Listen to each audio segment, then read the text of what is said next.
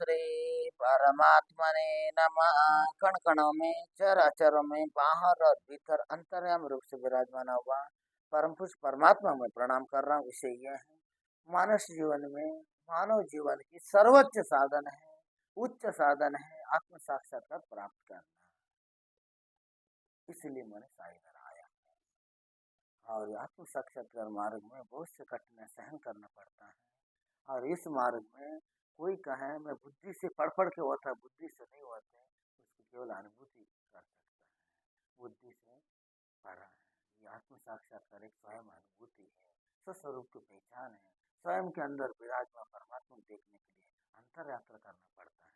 इसी विषय में किस प्रकार वृत्ति और बुद्धि और वृत्ति किस प्रकार करता है। एक बार में चित्रकूट जाते रहा पैदल यात्रा में, आत्म साक्षात्कार के अनुभव के मार्ग में मैं चित्रकूट गया। चित्रकूट जाते रहा, चित्रकूट के 15 से 15 किलोमीटर पहले एक महात्मा जी मिला था, एक झोपड़ी बना के रहते रहा। महात्मा जी कहाँ जा रहा है, इधर रुक जा। ठीक है महाराज।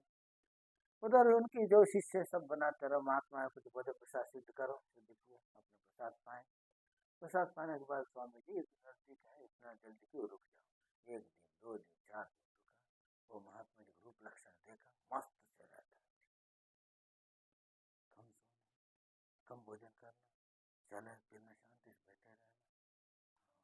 जब उनके साथ हम रहने क्रम में कहीं जाना चाह रहे, वो इच्छा भी खत्म हो रही है, आगे यात्रा करने की इच्छा धीरे धीरे खत्म ही हो रही है।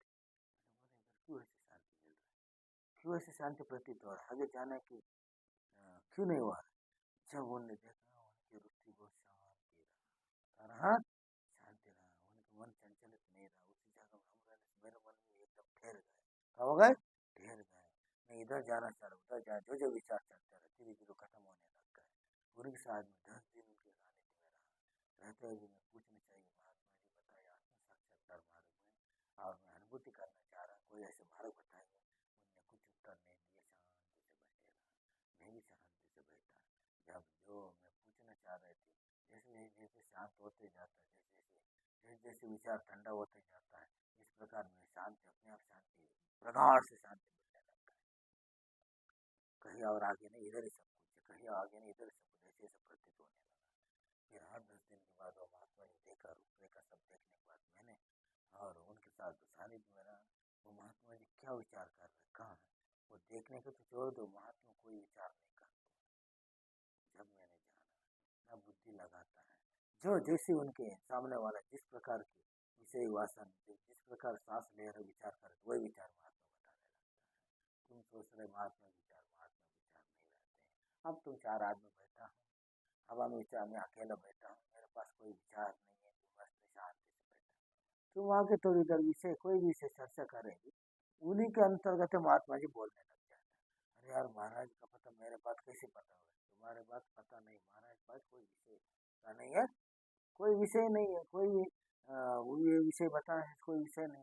जो सामने तुम 4 आदमी बैठा हो, जो मन में विचार करते रहता है, वो विचार महात्मा सामने आ जाता है, महात्मा सामने आ जाता है। आने के बाद तो जिस प्रकार तुम मोबाइल स्क्रीन सरकाता है ना, टिकटॉक वगैरह सरकाते रहते, जिसके ऊपर उंगली रख वही चालू हो जाता है। ये भी इसी प्रकार है, वो शीघ्र गति मोबाइल में तो उंगली सरकाना पड़ता है, इसमें बिना सरकार के बहुत तेजी से चलते रहते दिन भर के तुम्हारे विचारधारा।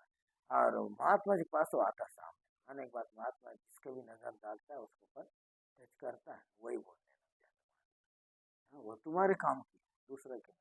जो भी वो बोलता है उन्हीं के लिए नहीं, दूसरे के कल्याण होने के लिए मार्ग बताते रहता है। जब हमने अनुभूति किया, उससे हमने समझे मस्तराम बाबा जी है कौन है, अस्त मस्त से रहता है, निश्चिंत से। जब स्वामी जी और आगे बढ़ गए, फिर हमने आगे चित्रकूट पहुंचा। चित्रकूट में रणसी आश्रम है, मंदाकिनी नदी किनारे। चित्रकूट में मंदाकिनी है ना, कौन गया, कोई नहीं गया। चित्रकूट में मंदाकिनी, मंदाकिनी नदी किनारे और रणसी आश्रम है। उधर की कथा है, अत्रि हंसी ऋषि तपस्या किया था उधर, जब पहाड़ी के ऊपर में उधर रोज जाते रहे। नीचे परमानंद आश्रम, वो जब प्रसाद जाते थे ऊपर जाके निवास करते रहे पहाड़ी के ऊपर। सुबह जाना, अकेले रहना, शाम तक नीचे आना, फिर जाना, ऐसे अकेले ही निवास करते रहे। जब हमने समझा अब अपने कुछ काम में नहीं, शांति से बैठा है, जब हमारा चित्त कहाँ दौड़ रहा है देखने में, जब मेरे जब चित्त की रुचियों का निरीक्षण किया, निरीक्षण मैंने अन्वेषण किया, देखा। जब हमने देखा, आंखों से खोलता सूक्ष्म से देखा था नहीं, वो सूक्ष्म बुद्धि, तुम जो बुद्धि लगा रहे बुद्धि से देखा था नहीं, उसका अनुभूति करना पड़ता है। हमारा चित्त कहाँ जा रहा है पकड़ने के लिए। इसीलिए हिंदू धर्म में कहता है उपवास करो, उपवास करो। उपवास करने से सूक्ष्म रुचि की अपने रुचि कहाँ जा रहा है, हम जिस चीज की ज्यादा प्रीत करते हैं उधर बार बार दौड़ के जाता है, उसको उसी समय दिखाता है। अन्यथा तुम रोज खा रहा है, पी रहे, चल रहा है, फिर रहा है, रिश्तेदार में जा रहा है, मंदिर में जा रहा है, मठों में जा रहा है, सूक्ष्म रुचि दिखाएंगे। क्यों है? तुम्हारा चित्त और तुम्हारी बुद्धि प्रगाढ़ से चल रहे हैं, कारण तुमको दिखाता नहीं। उनको अन्वेषण करने के लिए एकांत चित्त हो, कोई पहाड़ी हो, कोई नदी किनारे हो, भला मकान में रहो, एकांत गेट बंद कर शांति से आंख बंद करके बैठ जाओ। अब तुम्हारा चित्त कहाँ जा रहा है, कहाँ जा रहा है तुमको देखने पता हो जाता है। गलत झाड़ते से पकड़ भी सकता है, अगर मत जा पकड़ के लाओ, पकड़ के एकदम स्थायी भी रख सकते हैं। अब तुम देखा ही नहीं है तो पकड़ कहाँ से? हाँ? पकड़ने के लिए थोड़ी कोई वस्तु है, वस्तु नहीं, सूक्ष्म रूप से होता है। तब वो देखना शुरू कर देता कोई साधक को, हमारा रुचि इधर जा रहा है, देश देश देखना शुरू करता है। शुरू करने के बाद विषय धीरे धीरे खत्म हो जाता है, विषय जैसे जैसे खत्म हो जाता है शून्य में पहुंच जाता है। शून्य पहुंच के शांति, शून्य में से शून्य, शून्य में शून्य, जैसे शून्य पहुंचता है। जिसको मैं पाना चाह रहा है, जिसको मैं पाना चाह रहे थे, वो उसमें कुछ नहीं मिला, नहीं मिलने के बाद शून्य पहुंचता है। शून्य होने के बाद उसके अंदर जो ऐसे घटना उससे भी खत्म हो जाता है, मैं परमात्मा पाना चाह रहा हूँ, अपेक्षा भी खत्म होता है। जब एक आत्म साक्षात्कार घटना उनके साथ घटता है, स्वयं के अंदर, भीतर के अंदर वो पुरुष जाके वो सब प्रकाशमान हो जाता है, उसके अंदर प्रकाश जलने लगता है। जलने के बाद जब वो समझता है, मैंने समझ आया ये प्रकाश के बाहर में खोज देना, वो खोज जैसा कस्तूरी, मृग कस्तूरी जिस प्रकार खुशबू दे के बाहर खोज रहे हैं, ये क्यों उदाहरण बार बार बता रहे हैं, ये सब मनुष्य के अंदर परमात्मा बैठा है, ये बताना चाह रहे हैं। सब प्रत्येक मनुष्य के अंदर परमात्मा बैठा है, प्रत्येक जीव के अंदर बैठा है, उनको दर्शाने के लिए तुमको कस्तूरी मृग को उदाहरण दे रहे हैं। अब तुम अपने को छोड़ के तुम मृग के पीछे लगा है। हाँ, इसकी तात्पर्य यही, तुम्हारे अंदर ही परमात्मा बैठा, तुम भी जाग के देखो। कहाँ से खुशबू हिरण पक रहा है, वो तो जीव है, तुम तो मनुष्य ज्ञानी भी है, तुम्हारे अंदर ज्ञान है। अब अच्छे गलत निर्णय तो कर सकते, वो जीव के अंदर तो नहीं है।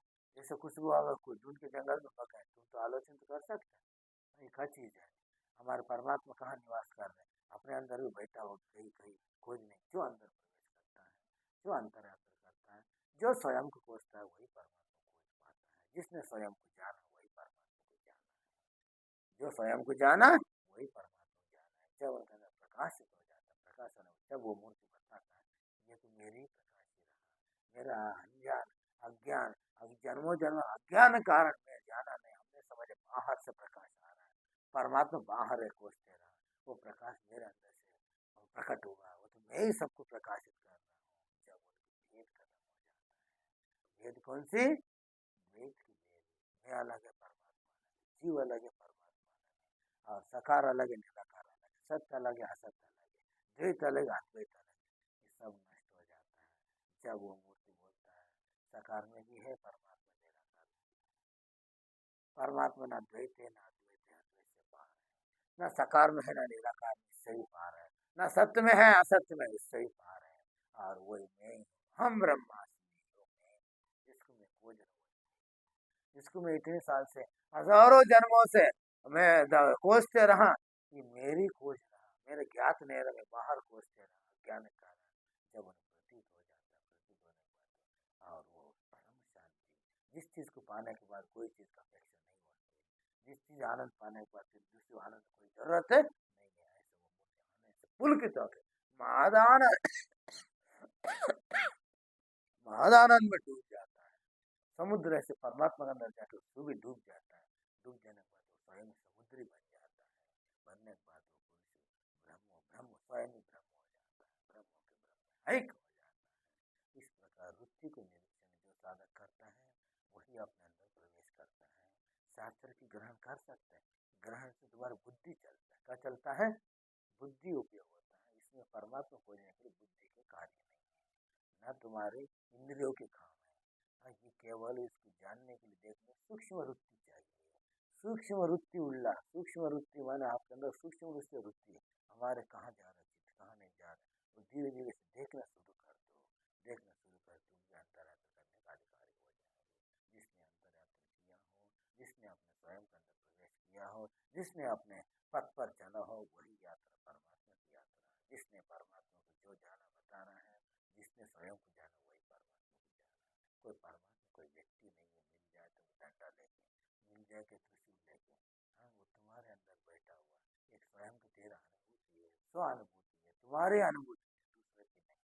तुम्हारा अनुभूति होना चाहिए। जब तक तुम्हारा अनुभव नहीं हो रहा है तब तक तुम मानो मत किसी की। हजार बताए मानना नहीं, जब तुम्हारा अनुभव हुआ तभी मानना मेरा अनुभव है वही सत्य